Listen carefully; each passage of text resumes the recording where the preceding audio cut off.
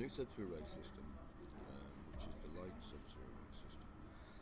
Right, the actual structure of bioelectrical liquids and bioelectrical energies means that all of this technology development, which you are looking at right now, including this. Right, the sensor array system, basically,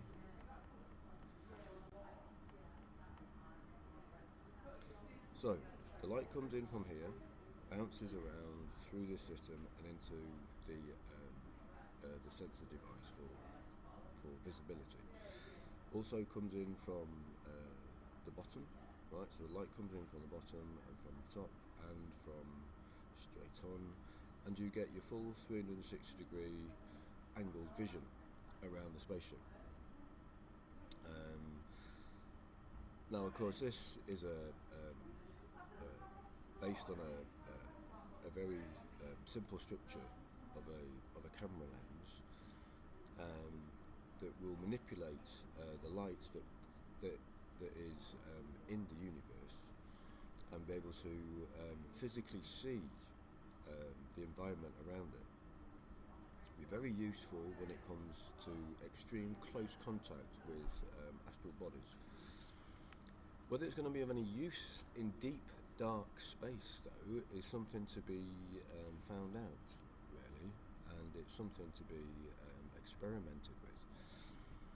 How good it is at bringing light in when it's out in the darkest regions of the darkest parts of space is yet to be tested. So we'll just have to see exactly how good it is. But in close contact, visible, astral body, it should be extremely useful. So the shell technology is being developed, and the structural technologies for radiation shielding is also being developed.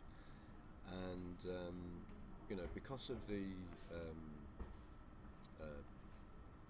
new way of thinking of how to be able to protect yourself against radiation is something which is also extremely interesting.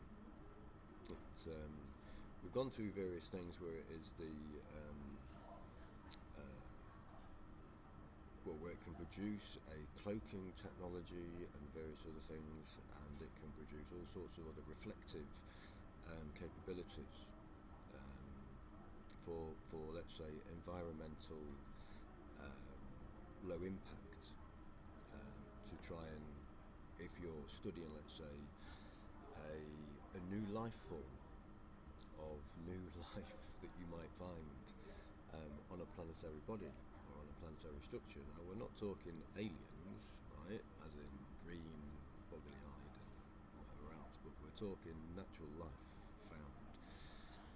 When mimicking the environment, it may bring more natural behaviour out in life that you might find in various areas of our own solar system I'm talking about. So that's something else that we've got something to look forward to when it comes to the exploration of our own solar system and our own planetary structures and planetary bodies. So we've got various areas of different developments, various areas of different structures, and these are the ones that we're working on at the moment, which is the energy conduit storage for space, also energy conduits for cities and small towns, and energy conduit systems and energy production units for countries. These are some of the plasmas that we're going to be trying to be developing. Now, manipulating plasmas and working with plasmas is something which is extremely interesting. It involves resonance and creates a plasma resonance pattern. If I can stabilise the resonance and stabilise the pattern of the plasma, it also means that plasma resonance motherboarding is also physically possible. Now, these structures can be found and used and utilised in a way of resonance and structural pattern creation. It only takes a few areas of a few frequencies to be able to generate and create these patterns.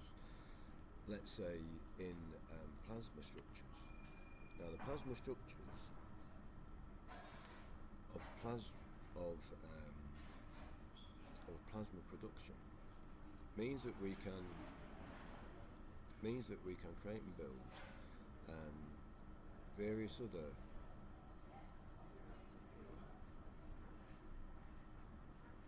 recognized structures of flowing data and flowing electrical current through plasma.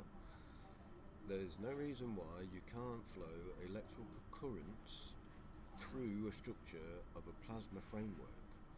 Now, plasma frameworking is, as you can see on these points here, on all of the plasma frameworking, you can build concentrated energy connectivity to an outer casing.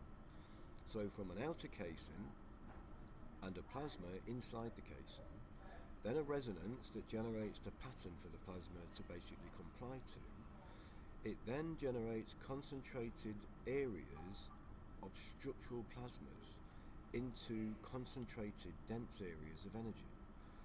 These in sensor points of sensor connection, of connectivity, right, to an outer casing will also build the structures of current energy flow to various points of structural energy. Now, if I can stabilize some of this stuff and stabilize the patternation of the plasma, once it's stable, there is no reason under rotation of the plasma, when you rotate the plasma, there is absolutely no reason where the structural dense containment of energy, when it rotates over a sensor point, as it rotates and each one of these points hits the sensor points of the external casing that it's in, would also hopefully help to generate extra production of electrical current. Now, it means that these concentrated dense areas of energy wouldn't deplete in energy depletion. What it would do would stabilize itself in dense energy circuitry. Once it starts rotating and hitting all the sensors that's on the outer casing, all it would ever do is literally generate more electricity. So under the rotation of the plasma structure and under the rotation of the frequency patternation creation, it would literally stabilize the energy on these points and produce constant energy connectivity, stabilizing the energy density, and under its rotation of connecting to these other sensors, it would literally build electricity. So rotation of these patterns and rotation in chambers of these patterns, also held together under magnetic conditions, would produce energy. Now, it depends on how fast we can rotate these structures or how fast we can rotate the plasma. We can rotate the plasma and keep its structure under frequency.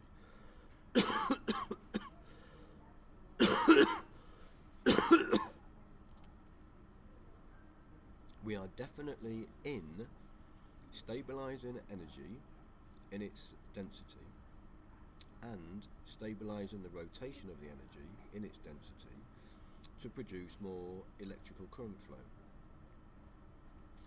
So there's another side of the project, which is an area in which we're working on,